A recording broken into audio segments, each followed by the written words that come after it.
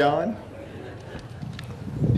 This was after I was grown, married, and had cattle of my own, and he wanted to know if we could do some experimenting with those air plants that just come out, and said that the company that has them to sell will furnish them free of charge. He said, have you got any cattle that we could experiment on, test? And I said, yes. I just bought 62 steers from Bill Porter over Clarendon. I said, we're gonna get them tomorrow, and I said, we're gonna brand them, run through the chute, and you can do the implant. Well, Wade was working for me, and we had 200 heifers. It was calving. And my son-in-law, Carol Welch, was working for me, and Wade had furnished him a Jeep. Every morning he'd come out from town, get in this Jeep and ride around the pasture. There was two sections there where the heifers were. He'd ride around and look at them. If they had any trouble, well, he'd pin the heifer and tend to her.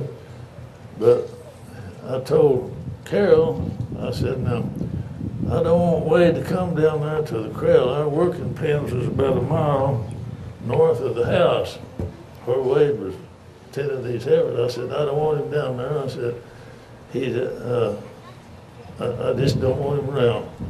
And don't tell him what we're going to do. We're going to be working in cattle and anything. But we was right in the middle of this work. Here came Wade in the Jeep, coming puttering up. And he got out. He said, Carol, what are y'all doing? Carol says, working some cattle. He said, working some cattle? He said, why didn't you tell me? He said, what are you doing to them? He said, we're implanting them. What do you mean implanting? He said, well, they put a little bitty pill in their ear. A pill in the ear? He said, what's that for? Carol said, well, it'll make the steers grow better and get fat and do good. He said, well, hell, I thought it had to go down the throat to make them get fat and do good.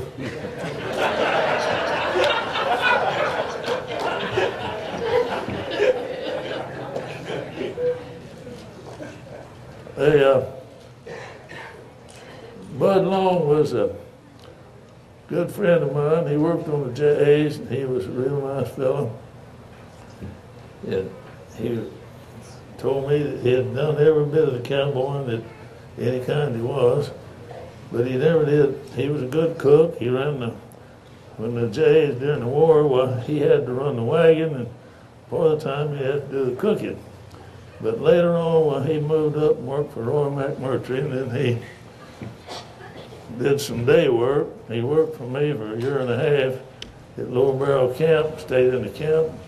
When they got rid of the screwworms, well, he stayed there about 2 months, and I said, Bud, I'm real sorry, but I just can't use you any longer. I said, we don't have anything to do. I said, keep up the windmill. It's old. I said, I can do that. And I can feed in the winter from home. He said, well, I just wondered how long it would take you to wise up, but you don't need me. So he quit and moved to town. He did other work, but Jimmy, my son, is asked him one day, he said, Bud, said, you cowboyed all life, and you've had a hard life. Said, you go stove up and got arthritis and rheumatism, can't hardly get along. Jimmy felt sorry for him. He hired him to drive a tractor. Bud would take his lunch with him, and he'd climb up in this tractor. It took him, well, his effort to get him up in the cab of the tractor, and so he'd always just stay on the tractor, eat his lunch till time to quit. One day Jimmy asked me, he said, Bud, said, you're pretty old, stove up.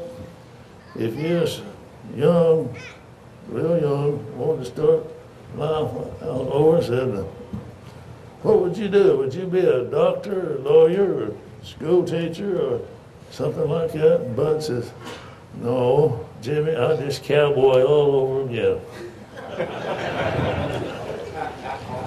I grew up on the ranch, and I've had lots of fun.